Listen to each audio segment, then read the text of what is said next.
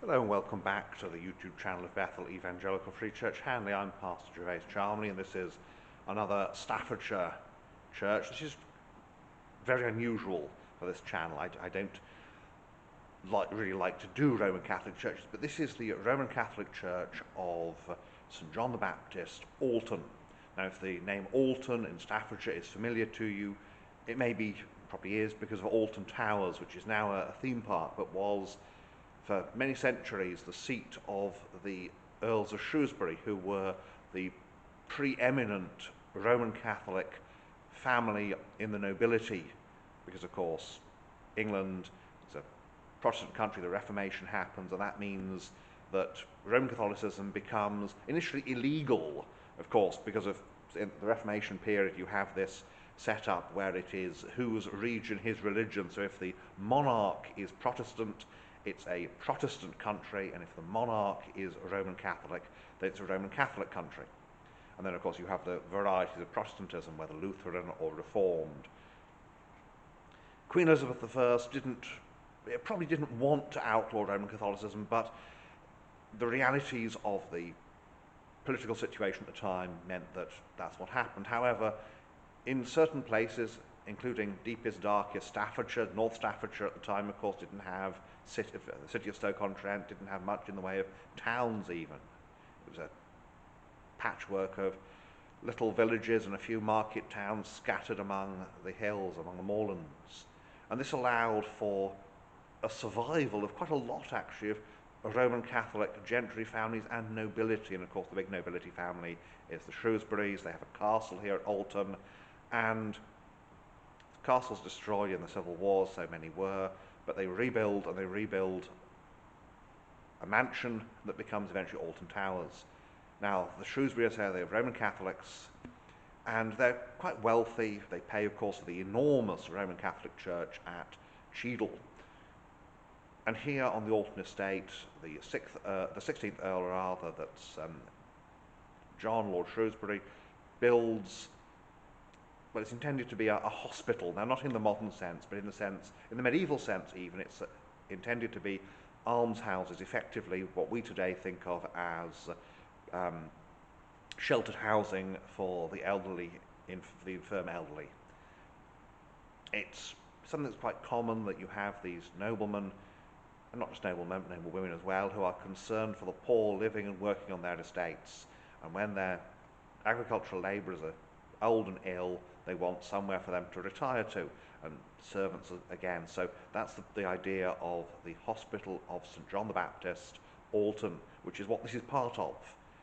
And Lord Shrewsbury employed the preeminent Roman Catholic architect of the time, Augustus Welby Northmore Pugin, Augustus Pugin for short, to design the chapel and to rebuild the castle, and also to massively rebuild Alton Towers, so that the building as it exists today, because it's a shell now sadly, the building as it exists today is very much a product of Pugin's work.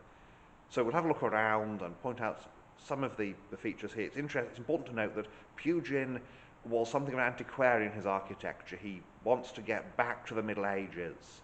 He believes the Middle Ages are the ages of faith. So it's 1840 this building is constructed, and he believes that Middle Ages, ages of faith, the 14th century is the proper period of church architecture to follow.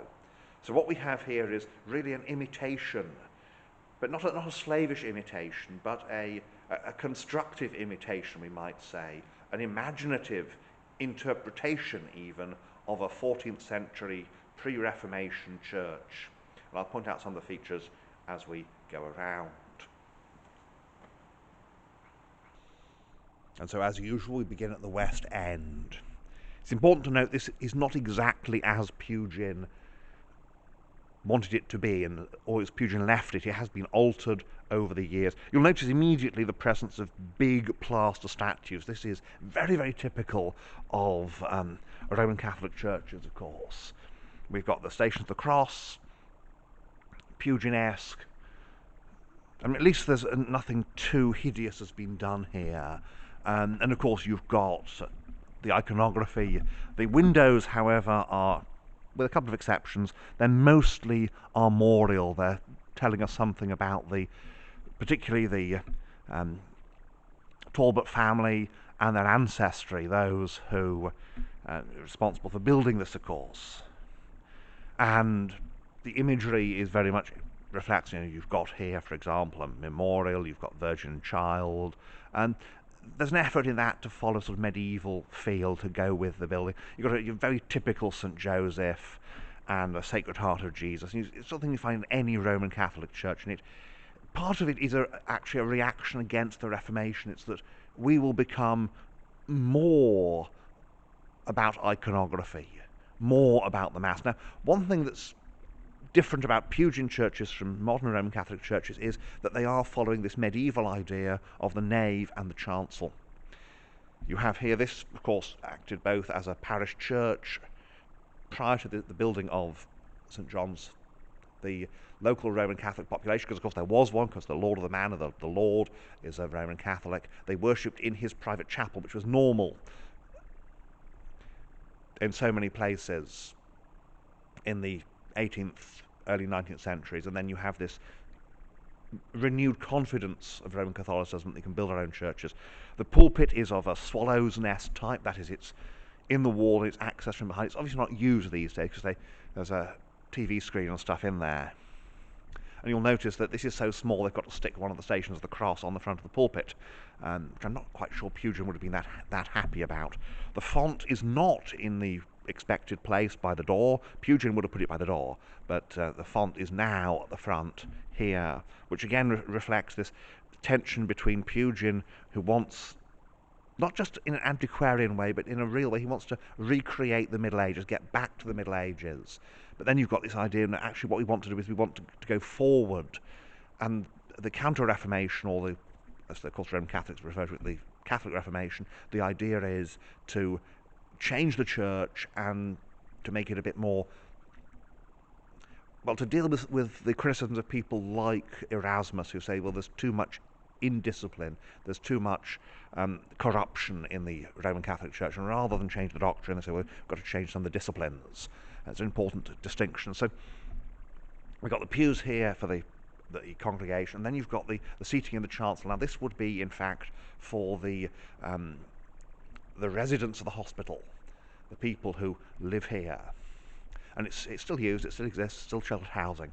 The altar again reflects this medieval idea. You've got these alabaster images. It gives some idea of what some of the medieval churches around here would look like, and that's one of the reasons for dropping in here and doing this video. This, of course, is the door that the people from the hospital come in through. There is an organ gallery at the back, and a stained glass window there with images of St. Patrick, St. Andrew, St. George, and St. David, so the patron saints of the British Isles. Because, of course, one of the things with Pugin, and these angels supporting the roof, one thing with Pugin is this idea, and in fact in that period of the 1840s, you've got this idea, well, maybe England can become a Roman Catholic country again. Of course, it doesn't happen.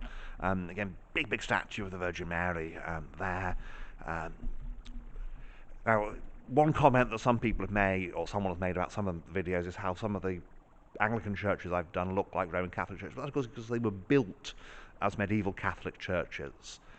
And so this is an attempt to get back to the Middle Ages in a constructive way, not a destructive way. And so you've got the stained glass window, again, Virgin and Child, St. Nicholas, and St. John the Baptist.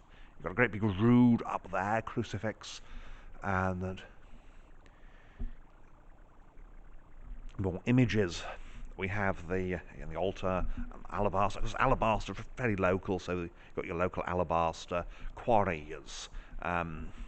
Little side here, Easter sepulchre, with a great big tabernacle there. There's a tabernacle in the middle there, but less obvious.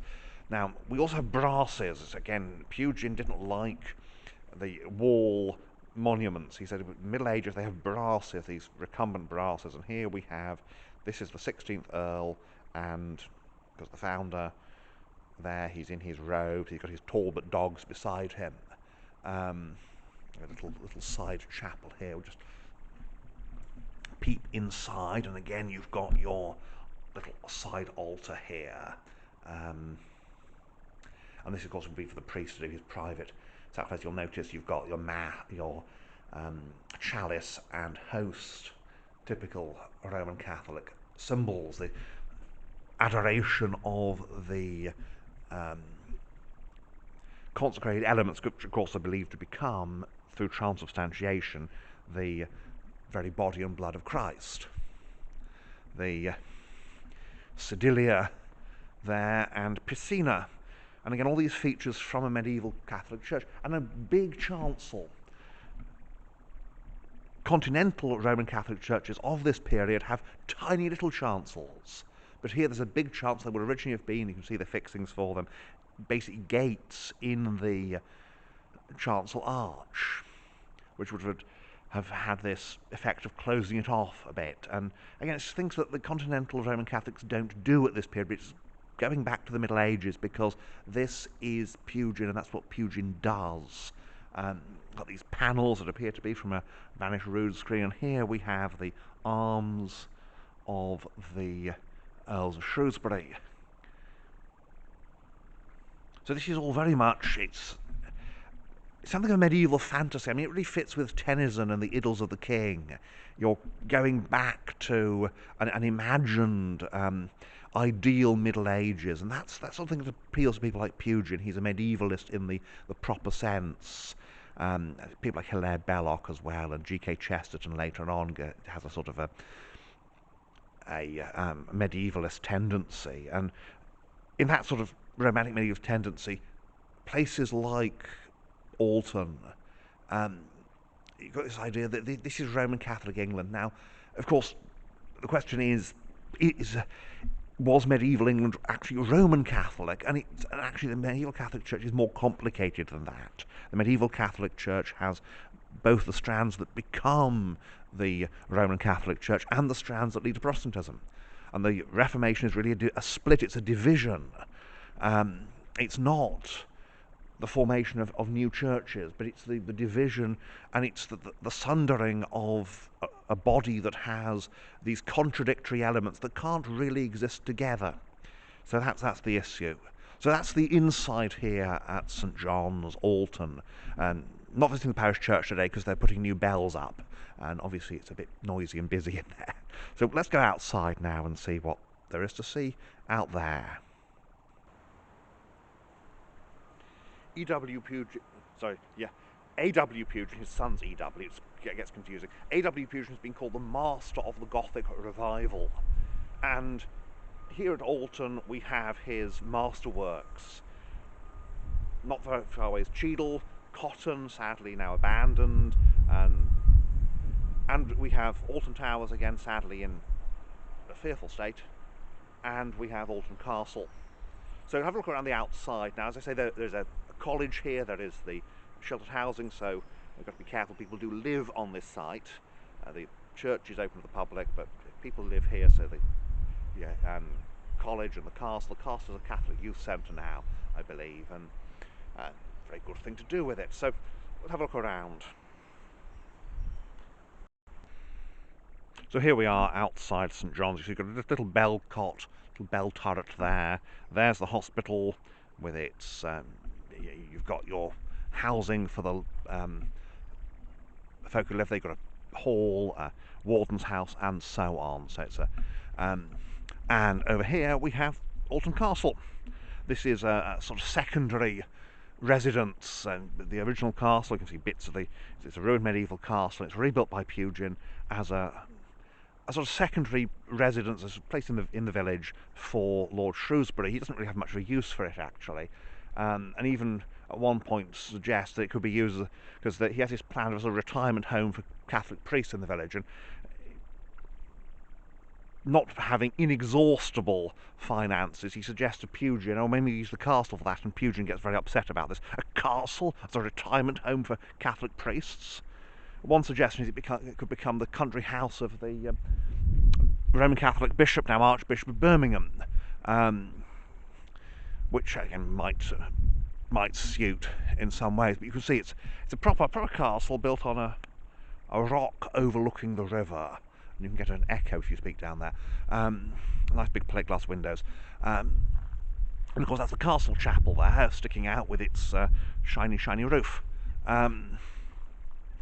So along here there's the front. Here there's of course the gate into the precinct, because it's a precinct here, proper. Everything's been done really to try to create this Roman Catholic community set up, which is, I think, very, very Pugin. Pugin, let's get back to the Middle Ages, because the Middle Ages were good. I mean, there's a certain reaction against modernism here, and you can see the castle. There's a certain sort of, I think, unintended Germanicness to it, but that may just be me. Alton Towers is away over there somewhere. There is of course a cemetery, burial ground. Important to have your own people in the burial ground. This is a little storage there, but that's danger, keep out. This is of course more of the college, well, this is not the college, the hospital over there.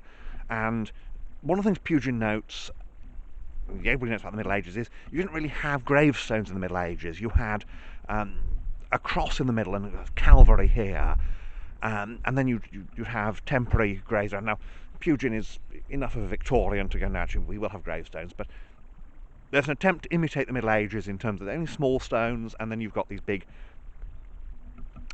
tomb slabs, grave slabs with crosses on them, which again imitates the Middle Ages.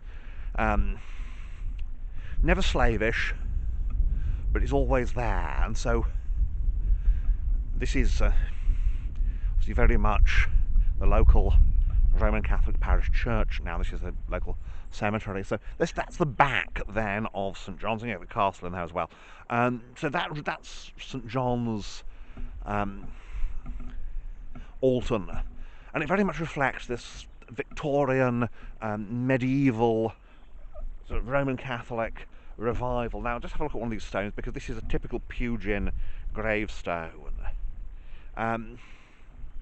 There's obviously an aesthetic element to Pugin as well. So, but there we are. That's St John's, and just conclude with a few words. Well, today Alton Towers may be a theme park, but this part of Staffordshire is known as Puginland because of all the Pugin buildings here. The Earl of Shrewsbury was his major patron. He lived at Alton Towers for a while when he was supervising the rebuilding, and of course supervising places like this, both the church and the castle, and thirdly the hospital. So there we are. I'm going to say a little bit about the history, and it's important when you look at a building like this to think, why is it the way it is? And it's a building that reflects a theology, and that theology is the theology of a conservative, even medievalist Roman Catholicism that's held by Pugin. It's a romantic theology. It's a theology that says this is the Middle Ages, the ages of faith. This is the ages we to go back to. It's very different from a Protestant understanding, which is that actually the problem is that there are these tensions in medieval theology that break apart at the Reformation, and you've got one part that is particularly to do with a certain view of the church and the sacraments that goes with Roman Catholicism. You've got another part with a different view of the church as the company of all faithful people, rather than the church being about a hierarchy of leadership, but also a different understanding of what the sacraments do. That the sacraments are not these things, that you haven't got these 7 sacraments that give saving grace, but you've got rather the sacraments, and God works through his sacraments or ordinances of the Lord's Supper and baptism for his people, but that the blessings are received by faith. It's not done by the work performed. You have a different understanding of sainthood, that the saints are not a special class of people, but they are all faithful people. And so this is the Roman Catholic side of the Reformation, the bit that doesn't want to be reformed, really. And then Pugin comes back, and Pugin he's a convert, of course, to say, and in 1840 he builds this, and this reflects this Puginian, romantic, Victorian understanding of Roman Catholicism. Well, there we are. It's a different building. Thank you for watching, and may God bless you and keep you until next time.